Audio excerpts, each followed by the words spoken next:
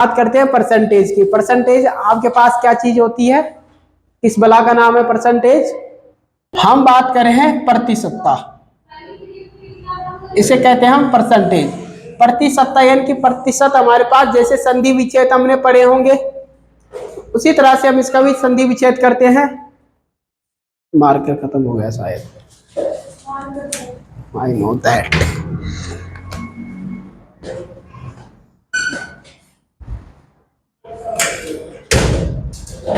यार मैडम के हाथ से एक बार भी लग जाता है, मेरी हाथ से नहीं लगता है बिल्कुल। कुछ कनेक्शन तो होगा।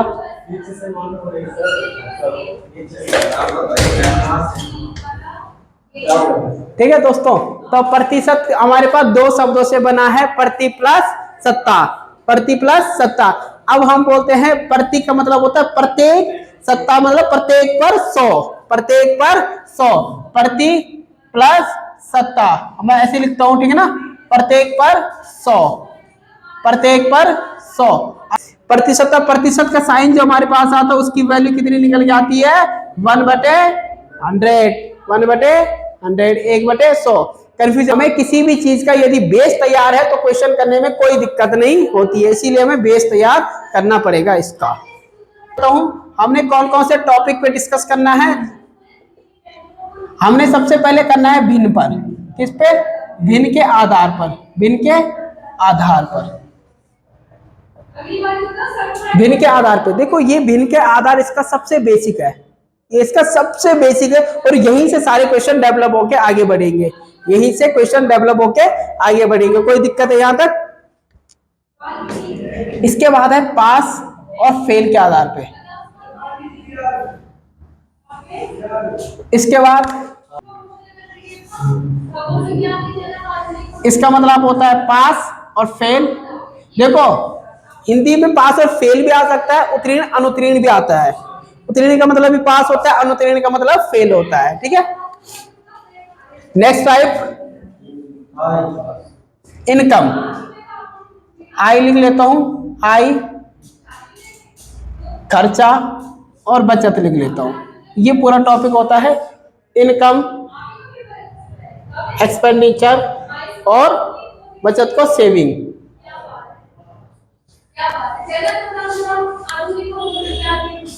बढ़ोतरी और घटोतरी, यानी कि इंक्रीज एंड डिक्रीज। साइन से डिनोट करता हूं मैं, इंक्रीज एंड डिक्रीज। ठीक है, फिर जनसंख्या यानी कि पॉपुलेशंस एंड चुनाव, इलेक्शन। और आपके पास आता है एक, आपके पास बेईमान दुकानदार से आता है। एक दुकानदार का कॉन्सेप्ट है सेलमैन, जिसे हम कहते हैं। ठीक है ना, एक सेलमैन का होता है।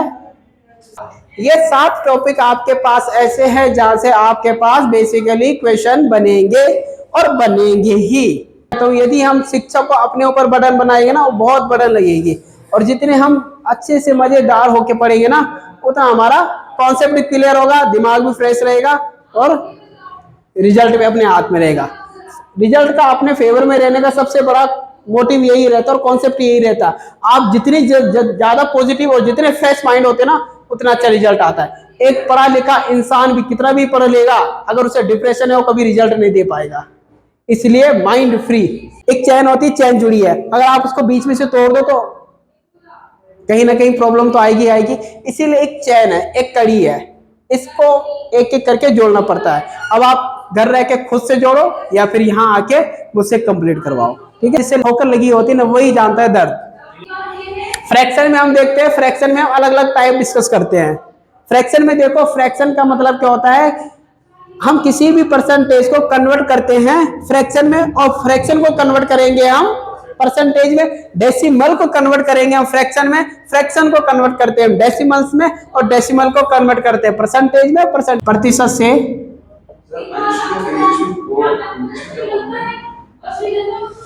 मैं हमेशा सिखाता हूं, ये नाक है न्यूमिनेटर, ये दांत है डिनोमिनेटर, बस बात खत्म, इतने में कहानी है। Numerator and denominator.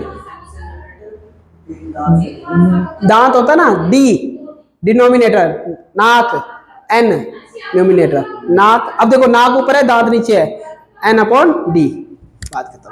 ठीक है, परसेंटेज इनटू फ्रैक्शन। फिर हम लिखेंगे भिन्न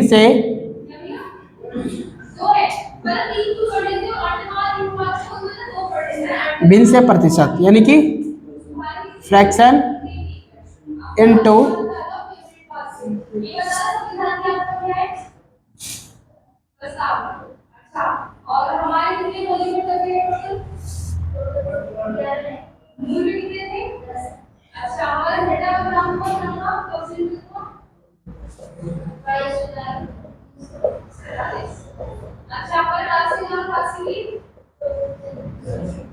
डेसिमल टू फ्रैक्शन। और फ्रैक्शन से प्रतिशत से भिन्न में जाता हूं। भिन्न का मतलब क्या है? ये है अंश बटे हर। अंश बटे हर में जाऊंगा तो इसका मतलब मुझे प्रतिशत नहीं चाहिए। और प्रतिशत का ही मतलब क्या है? कोई भी संख्या है मेरे पास, माना 15 है, तो 15 के साथ प्रतिशत लगा है तो ये 15% हो रखा है। क्या हो रखा है? 15% हो रखा है। और इस प्रतिशत को मैंने इस फॉर्म में लाना है, तो इसके लिए मुझे क्या करना पड़ेगा? प्रतिशत की वैल्यू मेरे पास क्या होती है? 1/100। और मैंने क्या बताया है? ये 15 मल्टीप्लाई 1/100। क्लियर मेरी बात? तो मैं कहता हूं प्रतिशत हटेगा और हर में 100 लगेगा। जब मैं प्रतिशत हटाता हूं तो हर में मैं 100 लगाता हूं। मेन कहानी ये आती है। लेकिन आपको समझना है कि प्रतिशत मतलब ये हमारे पास मल्टीप्लाई हो जाएगा 1/100। और यदि मैं इसको मल्टीप्लाई करूं ना, तो ऊपर अंश अंश का मल्टीप्लाई होता है और हर हर का मल्टीप्लाई होता है। अंश अंश यानी कि 15 और हर हर यानी कि 100। 15 एकम 15 और इसके नीचे कुछ नहीं है, मैंने बार बार बताता हूं, इसके नीचे 1 होगा और 100 बन जा 100 है। ध्यान से समझना आप लोग भी। सबसे पहले क्या होती है? छोटी संख्या हम ढूंढते हैं। इन दोनों में छोटी संख्या क्या है? 15। अब मैं 15 का डिवाइड 100 में दे सकता हूं। अब मैं ऐसी कॉमन चीज ढूंढता हूं, यानी कि उभयनिष्ठ ऐसी संख्या देखता हूं जिसका डिवाइड 15 में भी चला जाए और 100 में भी चला जाए। तो मैं 2 से स्टार्ट करता हूं। 2 की टेबल 15 में जाती है, छोड़ो, 3 की जाती है, 3 की जाती है, 100 में जाता है। अब 100 एक सम संख्या है, लेकिन 3 विषम है तो हो ही नहीं सकता है। अच्छा, 4 से भी नहीं होता। अब 5 से 15 में जाता है और 100 में भी जाएगा। यानी कि 5 के टेबल में 15 कितने टाइम्स में आता है? 3। 5 तिया 15। तो मैंने एक ही नंबर, अब देखो हमेशा एक ही नंबर से ऊपर और नीचे को डिलीट करना चाहिए। अंश और हर को एक ही नंबर से काटना चाहिए। अब मैंने 5 उठाया तो 5 से मैंने 3 को 15 को काटा तो 3 बार कटा, और 5 को मैंने 100 से काटा तो कितनी बार कटा? 20 बार कटा। समझ में बात आई? अब काटने का मतलब ये नहीं कि आप कुछ भी करके काट लो। काटने का मतलब क्या है? अच्छे से समझाता हूं। तो यानी कि इसका मतलब क्या है? 5/100 है तो मैंने 5 का भाग 15 में 5 का भाग दिया और 100 में भी 5 का भाग दिया। लिखने का मेथड वैसे ये होता है। अब इसका मतलब क्या है कि मैंने 15 में 5 का भाग दिया तो 5 या 15 आया, तो कितना बचा? 3। क्लियर? अब मैंने 100 में 5 का भाग दिया 20, तो ये भी कितना आ गया? 20। क्लियर? कोई दिक्कत है यहां तक?